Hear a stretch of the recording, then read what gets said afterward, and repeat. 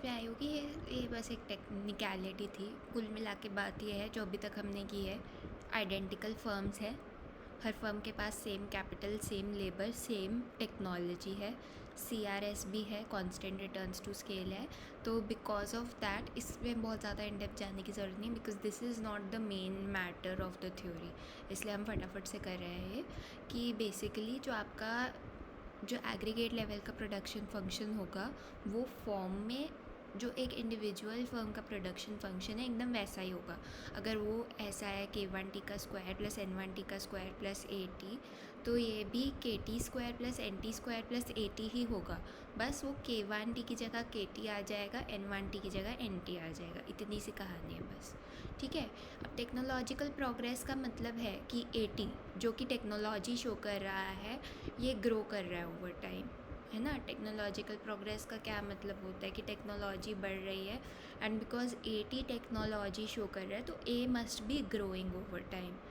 And technological progress का मतलब है कि सेम अमाउंट ऑफ लेबर और सेम अमाउंट ऑफ कैपिटल से इकोनॉमी अब ग्रेटर अमाउंट ऑफ आउटपुट बना सकती है, ठीक है। क्योंकि क्या सीन है कि बेसिकली KT चेंज नहीं हो रहा, NT लेट से चेंज नहीं हो रहा। मान लो एक सेकंड के लिए कि KT NT चेंज नहीं हो रहा, बट AT जो है वो ग्रो करता जा रहा है। तो बिकॉज ये ग्रो करता जा रहा है इसके कारण आउटपुट ग्रो करती जा रही है, ठीक है। तो वही उन्होंने बोला कि सेम अमाउंट ऑफ लेबर और कैपिटल के साथ भी अब इकोनॉमी ज़्यादा आउटपुट बना सकती है क्योंकि आपकी टेक्नोलॉजी इतनी ज़्यादा अच्छी हो गई है।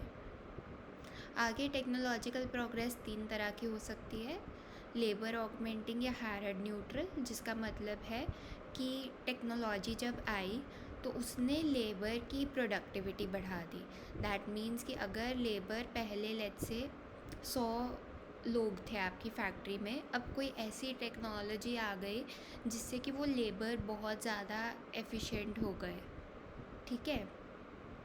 तो अब लोग 100 ही हैं बट वो 200 लोगों जितना काम एक ही बार में कर देते हैं, ठीक है। तो उसको कहते हैं लेबर ऑगमेंटिंग या हैरड न्यूट्रल टेक्नोलॉजी, ओके।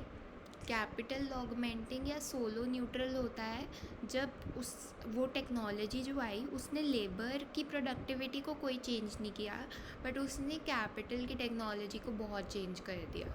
मतलब कैपिटल में बहुत ज़्यादा प्रोडक्टिविटी बढ़ा दी। लेट्स से पहले जो एक मशीन होती थी वो मतलब पहले आपके पास ऐसा सोच लो कि पहले कंप्यूटर थे, अब सुपर कंप्यूटर आ गए। अब उससे आपकी जो कैपिटल की वो है काफ़ी इम्प्रूव हो गई है ना। लेट्स से क्या कहते हैं, मतलब कैपिटल की प्रोडक्टिविटी काफ़ी बढ़ गई है, ठीक है। और जो दूसरी चीज़ है वो हो सकती है कैपिटल को भी ऑगमेंट कर रहा है, लेबर को भी ऑगमेंट कर रहा है। मतलब कैपिटल की भी प्रोडक्टिविटी उसके कारण बढ़ रही है।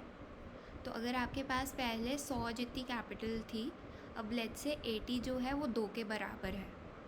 तो बिकॉज ऑफ दैट आपकी जो 100 जितनी वाली कैपिटल भी है वो 200 के बराबर जितना काम आपको करके दे रही है, क्योंकि कैपिटल ऑगमेंटिंग टेक्नोलॉजी है।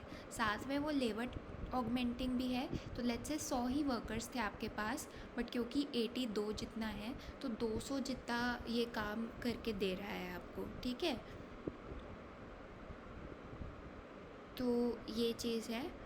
And because constant returns to scale में हमें पता है कि क्या होता है, अगर आप KT NT दोनों को ही किसी चीज़ से मल्टीप्लाई कराओ तो आप वो चीज़ बाहर निकाल सकते हो।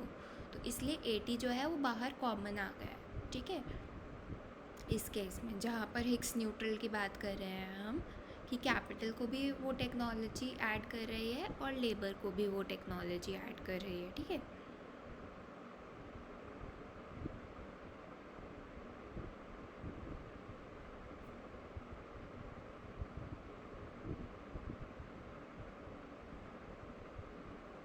अब मॉडर्न ग्रोथ थ्योरी फोकस करती है बैलेंस ग्रोथ पाथ पे। कुछ नहीं है, इसका मतलब बस यही है कि हर वेरिएबल जो है वो एक कांस्टेंट रेट पर ग्रो करेगा ओवर टाइम, ठीक है।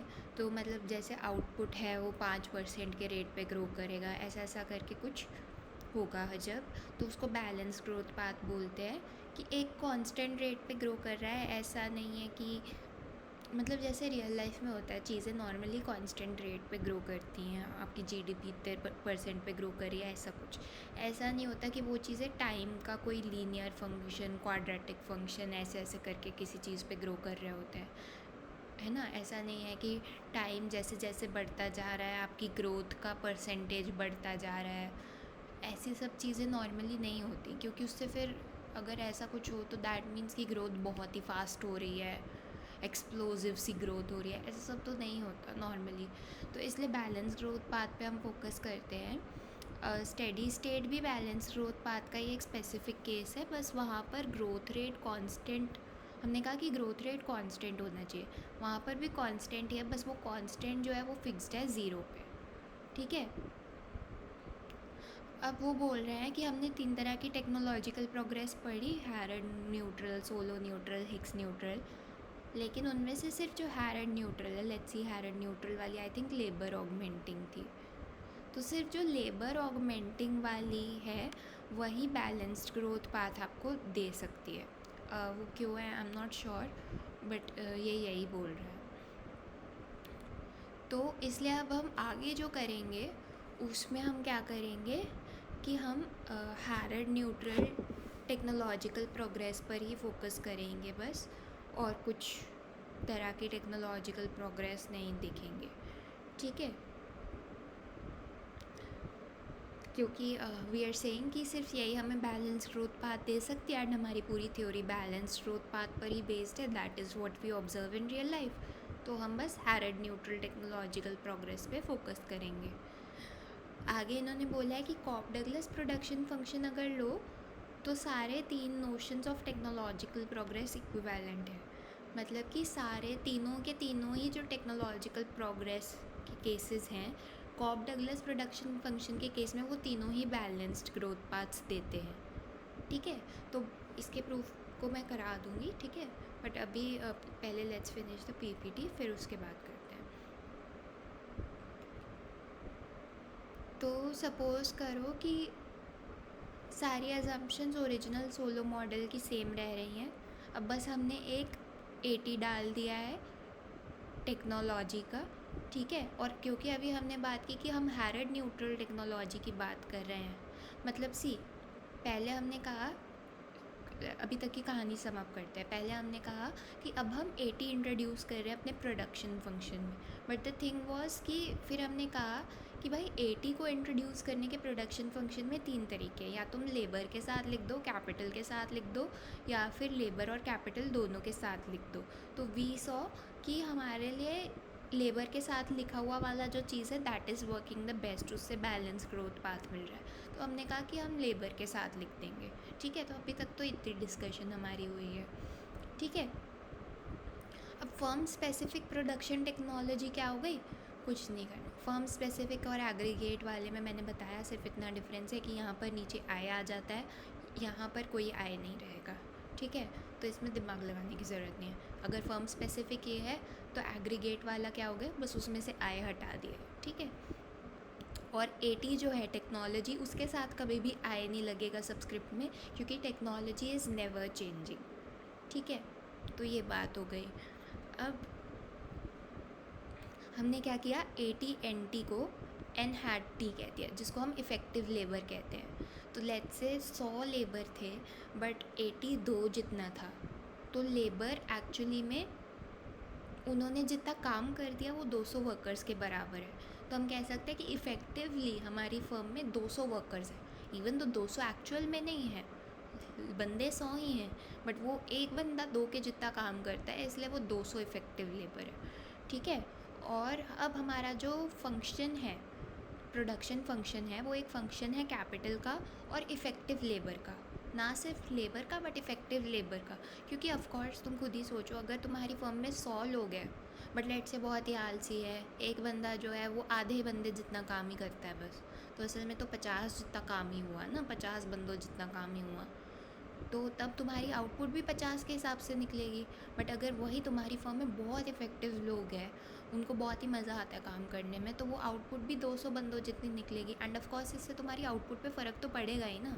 तो इसलिए it's not just the number of workers that matters, it's also their efficiency. तो इसलिए अब हम एन हैट टी को कंसिडर करेंगे यहाँ पर, ठीक है। आगे की क्या चीज़ है कि लेबर प्रोडक्टिविटी जो है वो ऑटोमेटिकली ओवर टाइम बढ़ती है।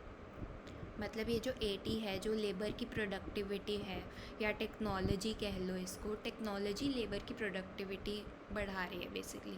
तो जो मर्ज़ी कहना चाहो, बेसिकली ये अपने आप बढ़ रही है ओवर टाइम। इस मॉडल के हिसाब से अपने आप ऑटोमेटिकली इट्स लाइक हर एक साल में ये बढ़ती जा रही है। तो 80 + 1 = 1 + m80, किसी एक्सोजनस रेट m पे बढ़ रही है। तो पिछले साल की जितनी थी टेक्नोलॉजी, उसका अगले साल कितना हो जाता है, 1 + m times that previous technology का लेवल हो जाता है। तो अगर m इज़ लेट्स से 0.5 और आज 80 जो था 2 जितना था, तो अगले साल कितना हो जाएगा, 2 × 1.5 हो जाएगा, तो अगले साल 3 हो जाएगा। ऐसे ऐसे करके चल रहा है, ठीक है। अब हर फर्म जो है अपना marginal product of effective labour को इक्वेट करेगी with wage rate per unit of effective labour, और मार्जिनल प्रोडक्ट ऑफ कैपिटल को with rental rate of capital. Capital में कोई चेंज नहीं आया है, marginal product of capital he equate हो रहा है रेंटल रेट ऑफ कैपिटल के साथ, ठीक है। There is no change on that front. पहले जैसा MPK = R था, अभी भी वही है। बट क्योंकि अब हम लेबर को नहीं देख रहे हैं बल्कि इफ़ेक्टिव लेबर को देख रहे हैं, तो हम इफ़ेक्टिव लेबर का ही मार्जिनल प्रोडक्ट निकालेंगे, ठीक है। अब अगर आप ये सोच रहे हो कि अच्छा मेरी फर्म में 200 इफ़ेक्टिव लेबर हैं, तो हम उन 200 का ही मार्जिनल प्रोडक्ट निकालेंगे और उसको equal to wage of effective labour ही रखेंगे, ठीक है। मतलब कुल मिला के बात यह है कि अब लेबर का पत्ता साफ़ हो चुका है, हर जगह जो भी काम होगा इफ़ेक्टिव लेबर के साथ होगा, ठीक है। आप ये सोचोगे कि अच्छा अगर मैं एक और एक्स्ट्रा बंदा हायर करता हूँ, एक और इफ़ेक्टिव लेबर एक्स्ट्रा हायर करता हूँ, तो अब क्योंकि आपकी फर्म में लेट्स से, चलो छोड़ो, I think this will only make things complicated. तो इसको इतना ही समझना है बस कि बेसिकली अब आप जो है लोगों को हायर कर रहे हो टिल द पॉइंट कि marginal product of effective labour wage rate of effective labour के हिसाब से के बराबर हो, क्योंकि अब आप सब चीज़ों को इफेक्टिव लेबर के टर्म्स में मेजर कर रहे हो, ठीक है। अब CRS और आइडेंटिकल फर्म्स इम्प्लाइज कि फर्म स्पेसिफिक मार्जिनल प्रोडक्ट और social marginal product for the aggregate economy are the same. इसका क्या मतलब है